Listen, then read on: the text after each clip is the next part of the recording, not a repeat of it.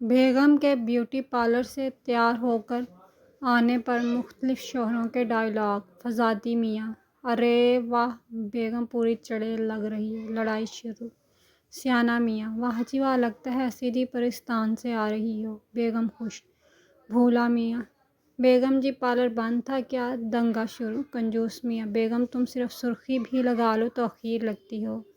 زن مرید میاں: ارے بیگم مجھے کہتی میں تمہیں پارلر سے لے آتا، یہ دیکھو تمہارے سوٹ بھی پریس کر دی ہیں۔ بیگم خوشی سے نہال۔ سڑیل میاں: کتنی بار کہا ہے یہ رنگ برنگ کیمیکل منہ پر نہ تھوپا کرو، چھوڑو میاں۔ بیگم ساری دنیا کی خوشیاں تمہاری ایک مسکراہٹ پر قربان کر دیں۔